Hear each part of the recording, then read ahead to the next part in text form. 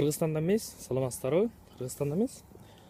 Дүйнөдө эң чоң профессия бар да, бир аябай кезип бар десек болот.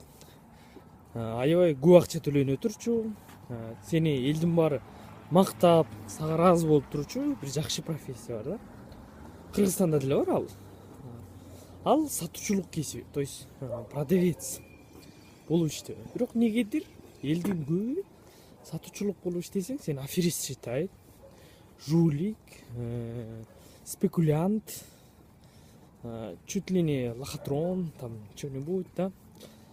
Ушундай считайт этет да. Неге дегенде, элди сатуучу болуп каждый иштей албайт. Мисалы, там стройкада каждый второй иштей алса, же болбосо гамбургерчик болуп, повар болуп каждый второй да иштей алса, сатуучу болуп каждый иштей албайт. Анткени деген сен көптөгөн клиенттер менен жолугушуң керек. Биринчиси. Экинчиси, ар бир клиенттин проблемасын угушуң керек, жана отказын, да. Мисалы, сен бир товар предлагать этсең, ошол эле биздин учурда фильтр сатканда. Койчу, лохотрон, там суу таза, да. Когда возраженияны каршы пикир укканда товарына, көп сатуучулар стресс устойчивый болбогонуна байланыштуу иштей алышпайт. Ошо клиент менен согушуп кетет.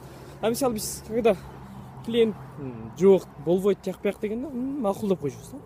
Сен лохотронсуң, сен алдап атасың десе айтчубуз. Байке, чөт, сиз эмне? Элдин баары эле алдап жүргөнгө, депчи. Анан ошон үчүн бул жерден аябай тил керек, бул жерден сатканды билиш үчүн тил керек, стресс устойчивый болуш керек, элдин сөзүн укпаш керек. Бир жакшы сөз бар, кече байкадым. Мелочный болбош керек. Мен мисалы, оказывается, мелочный эмес экенмин да. Аны бирөөлөр айтып атпайбы? Ал жакшы жагы бар, то что сен элдин айткан сөзүн укпайсың. Айта бербейби депчи. Койчу, ошол дабы деп.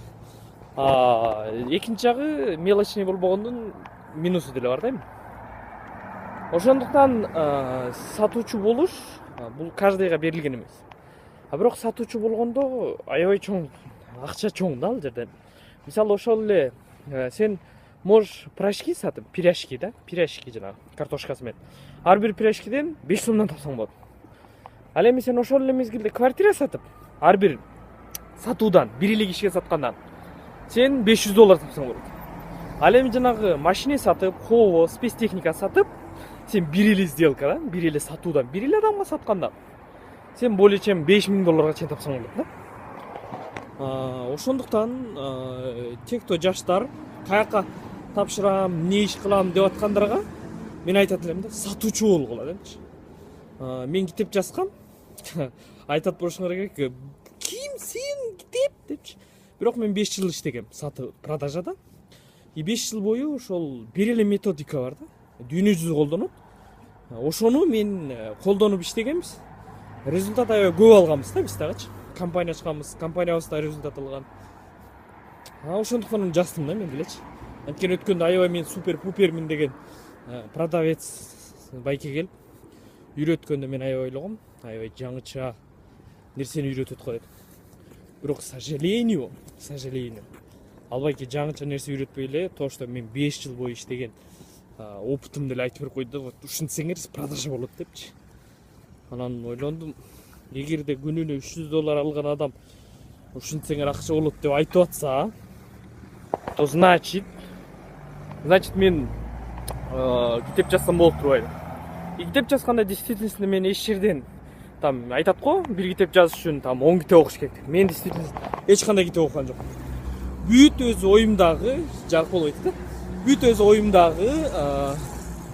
өз оюмдагы, бүт ошо менин практикамдагы болгон нерсени жаздым. Кечирим сурайм, караңгы болуп атпаган, просто Киргизский көчөсүндө кетип баратканда, Киргизская улицасындачы. Анан биякта оказывается бир жерде свет бар, бир жерде жок экен да, анан ортолору аябай караңгы экен. Ошон үчүн ким жумуш иштеп атса, сатуучу болуп иштегиле. Сатуучунун аябай көп эмелери бар. Үйрөткөн компаниялар. Жакшы университетке барып сатуучулукту үйрөнбөйсүң, компанияга барып сатуучулукту үйрөнөсүң да. Эме деген жакшы сөз бар. Самый жакшы университет бул жумуш да. Сен барасың, сага ошо практически үйрөтөт, еще плюс за это акча төлөп берет да. Ошон үчүн жумушка баргыла, сатуучулук жумушуна. Менеджер по продаже деп же торговый агент деп любой газетага же job page же любой работа деген газетага кирсеңер тим эле торговый агент требуется деген толтура. А повар требуется дегенге чалып көргүлчү, мы уже взяли дейт. А торговый агент требуется дегенге чалып көргүлчү. Пожалуйста, приходите, мы вас обучим. Кечирим сурайм, могу караңгулдат азыр бирке чуркайын. Астыга чуркайын. Караңгулдат.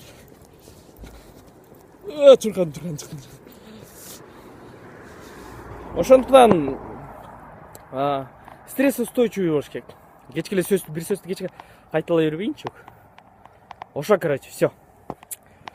Не кылышты билесиңер, жумушка баргыла, торговый агент болгула, жумуштарга орношкула.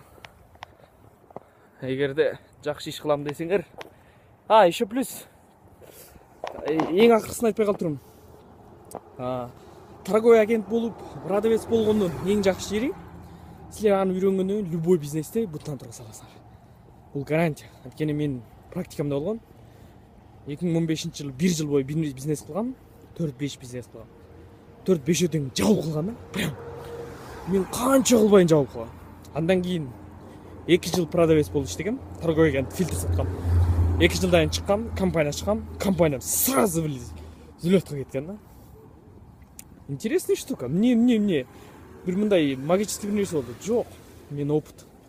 Продавецтин опыту болгондуктан, сатуучулук опыт бар болгондуктан, управленческий опыт бар болгондуктан мен аны кылдым. Демек, бизнес ачардын алдында биринчи торговый агент болуп иштейбиз. Как минимум 4 же 5 ай иштейбиз, сатканды үйрөнөбүз. Даганан бизнес ачабыз. Ошо, мен деле бизнес ачкам.